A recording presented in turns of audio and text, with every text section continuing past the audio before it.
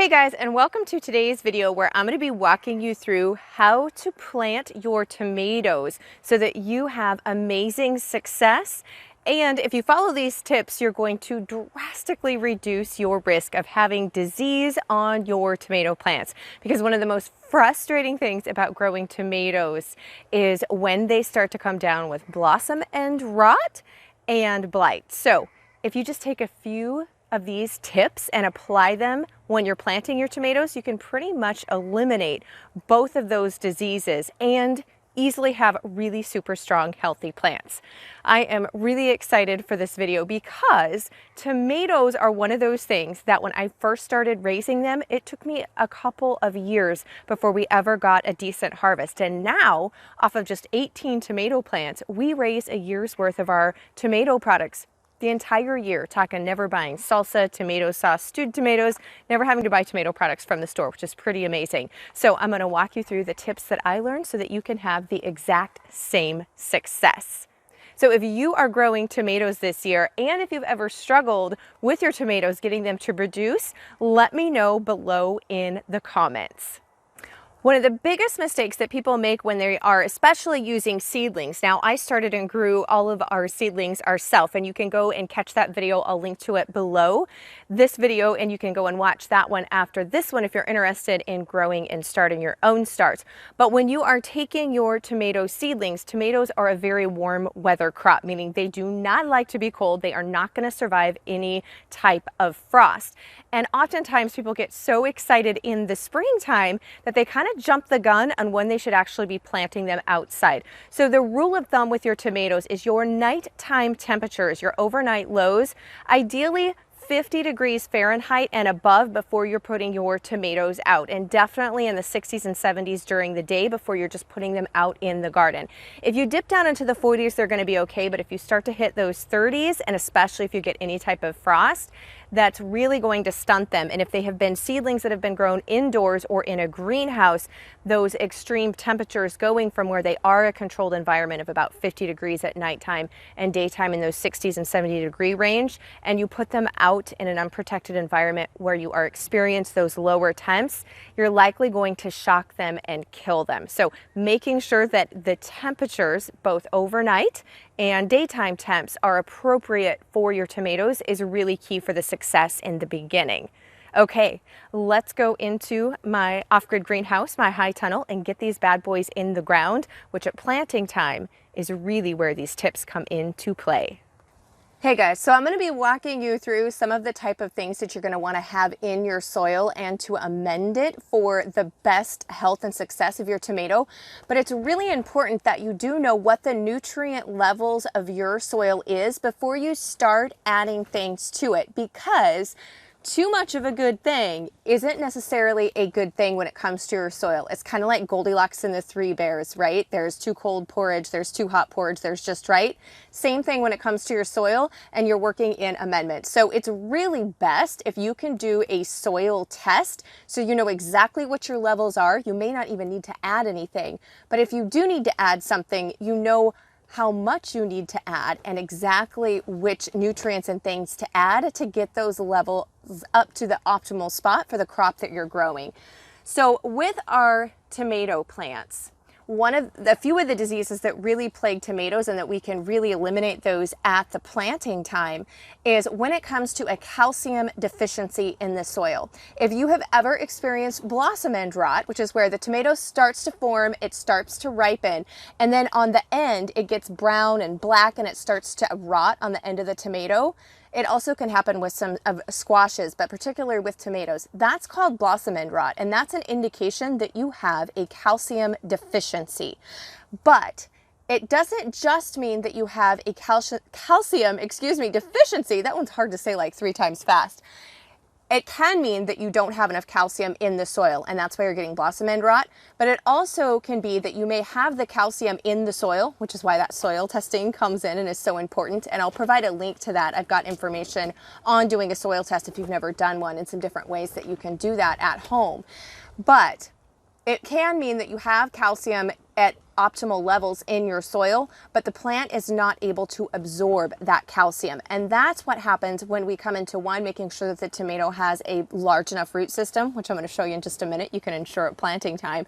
And two, it's the way that it's being watered. So tomatoes do much better if you water them really deeply once or twice a week and avoid doing daily watering of small amounts. That way, they are able to better draw up the nutrients that they need from the soil, including the calcium.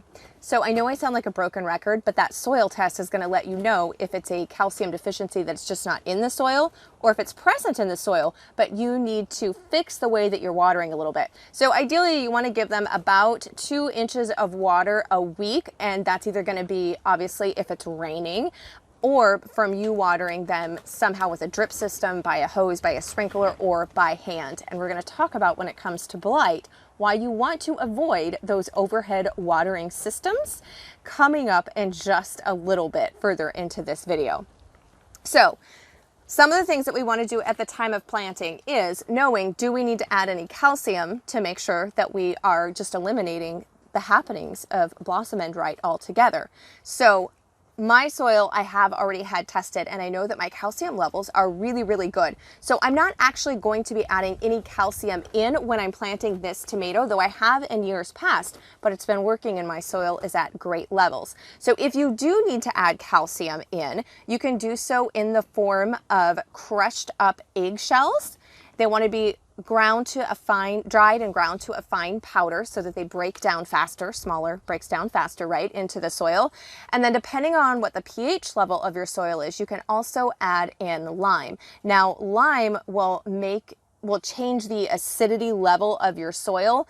So you don't want to be adding that lime in unless you have really acidic soil and that soil pH level is too acidic for tomatoes and you're needing to bring it down. Then you can adjust both the pH level of your soil and add calcium in with lime. But if your pH level is good, you don't want to use the lime and put it in the hole. Okay, let's dig into this. So you also see I have some Epsom salt here. Now, Epsom salt is not actually a salt. It is magnesium sulfate, and magnesium can be a really good thing for tomatoes.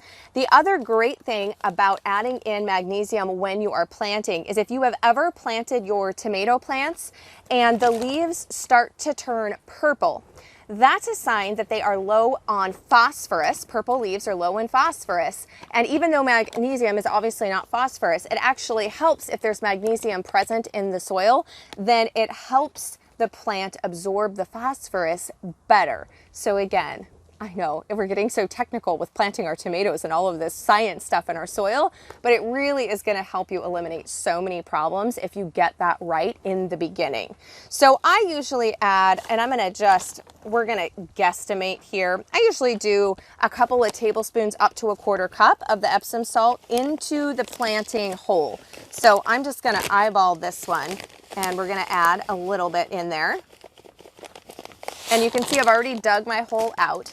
Now, you don't just leave it sitting in there. You always want to make anything that you're putting into the soil, if it's compost, fertilizer, Epsom salts, anything, you want to work it into the soil. So we don't want to just set it on top. So I work that down into the bottom of my planting hole. Now, this next tip with your tomatoes when you're planting is really important, is you want to plant tomatoes super duper deep. So we're going to go ahead and get these out of here. And these guys, as you can tell, they've just been in this little baby red solo cup, and I've actually got 2 in here, and they desperately need to get in the ground. And we've just finally hit those overnight temperatures where I can safely plant all of these in there. So we're going to just kind of lightly squeeze the cup here so that we can get them out. And then I'm going to separate them. And they've started to circle around, so they have a good root system, but we don't want them to get root bound.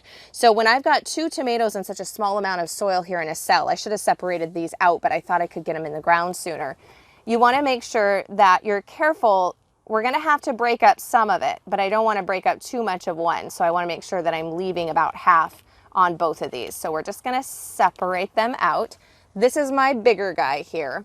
And what I want to show you when we go to plant him in is, so these are is the first set of leaves. And this one's starting to turn a little bit yellow simply because it wasn't getting enough nitrogen when it was inside this small amount of a pot.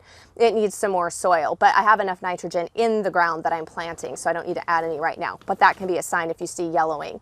So if you just plant it to where the soil level was when it was in the pot, you don't want to do that. We want to take these super deep all the way up to their first true set of leaves. Now with this guy, because I know that this set of leaves is getting a little bit yellow and it's down at the bottom, I'm actually just going to pinch this off. We don't even need it. And I'm going to bury him up to here. The reason for that is everything on this stem, and you can kind of already see if the camera will get in there, there's little hairs and there's little nodules. Those will all become roots, and we want it to have a really strong root system. So I'm going to put it in the ground here, and we're going to see, is it level with this first set of leaves? Now I don't necessarily want this bottom leaf touching the ground, because disease can actually come and travel, and pests can trouble up leaves that are touching the ground. So I don't really want him touching the ground. So I'm going to add just a little bit of soil there in the bottom. We don't want the rock. There we go. So I'm going to bury him really nice and deep here. Now, as I get him up here, I'm like, I could probably take him a little bit deeper. So this is all pretty soft. So you can see, because sometimes you start to get it in there, you're like, oh man, I wish I had taken it deeper. So I hadn't tamped any of this soil down or put any water. And this will put him a little bit, take my spade, go a little bit deeper. There we go, perfect. And this really helps to mix up all of that magnesium I'd put in there and is down in there. So now we're going to tamp that down just to get any air pockets out, and I'll water him in a few minutes. Now the other thing that I like to do is, after I've got him in here and pressed down, so you can see he's really far up compared to when he was in this cup, he was towering over there. And then I like to just take a little bit of the soil and I kind of mound it up so that then when I water this guy, that the water will stay in this nice little dam, basically this little baby earthen dam that I'm creating. And the water will stay in here and soak down into the roots.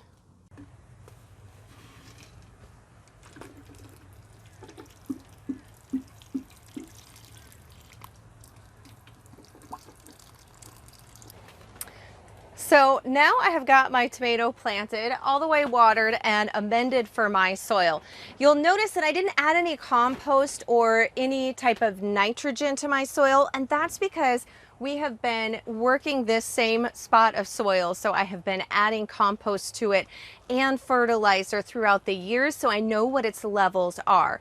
Now, when you are thinking about adding something to your soil, I think we've covered this enough, really a test is best, but you can add too much nitrogen, and a sign of that, if you haven't done soil testing, and you may start to experience this with your tomatoes, is if you have a lot of really lush green leaves, but you're not getting very much fruit. So the plant is growing really well, you're getting lots of leaves and growth is great, but it's not producing a lot of blossoms, and those blossoms aren't producing or setting into fruit into your tomatoes.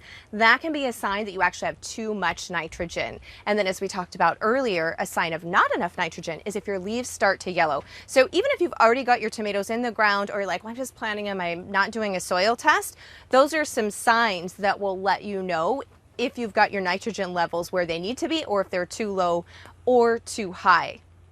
Now, we talked about eliminating blossom end rot, and that's by adding in our calcium and making sure that we are doing our watering system correctly. But the other nemesis of tomatoes is blight. Blight is a fungus, and once your tomatoes get blight, they're pretty much shot for that year. It's really hard to eliminate blight from a tomato plant once it's already been infected with it. So a couple of key things. Never plant your tomatoes and your peppers and your eggplants and your potatoes, which are all in the nightshade family. You never want to plant them in the same soil.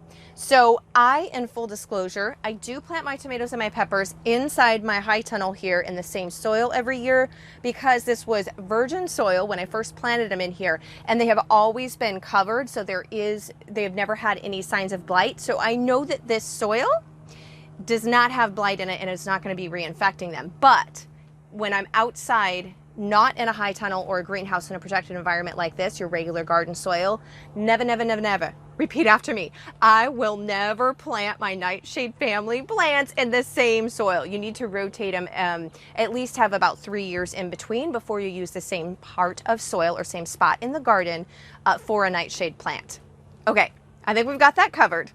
So that's tip number one. Make sure that you are rotating your crops appropriately so that you don't get blight in your soil and or spread it and infect it to other plants that are susceptible to it. The biggest key to eliminating blight, my friends, is to have no overhead moisture. That includes overhead sprinklers, of course, rain. That's why I grow all of my tomatoes. I live here in the Pacific Northwest. It's gorgeously sunny out right now, but we typically do have a lot of rain that comes through our summer months here. So the only way that I've been able to grow tomatoes without blight is by growing them in my high tunnel that I'm standing in right now. So some type of overhead covering. Some people, if you have a large enough eave and it's getting full sun, you can put it there. Tomatoes really do best with full sunlight, at least 6+ hours a day of full sun in order for them to grow. So if you are covering them, you need to use greenhouse plastic that lets all of the same wavelength of light, UVA and your UVB rays, through for the sun.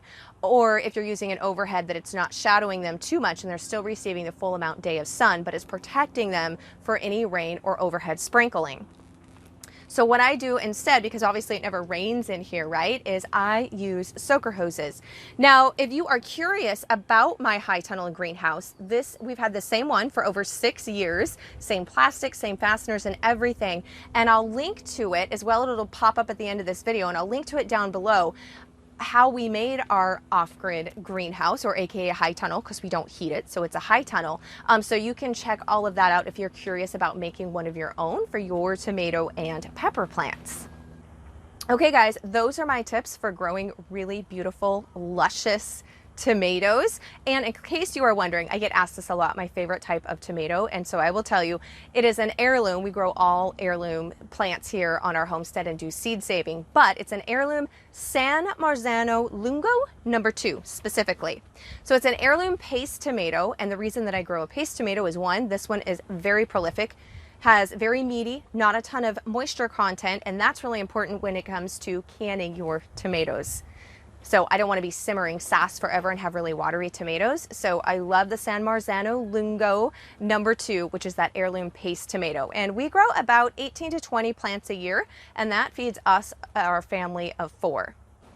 And if you want my step-by-step detailed planting tomatoes guide, I know I just got a whole bunch of free fun stuff, but I get so excited about people wanting to raise their own food, and I want to save you the mistakes that I made so that you can jump right to the harvesting and growing them without dealing with a whole bunch of pests and disease and heartache, because it is woeful if you've put all that work into growing and then the plants don't actually come to the phase of production and you don't get to harvest things. So I've got a detailed tomato planting guide that you can get as well.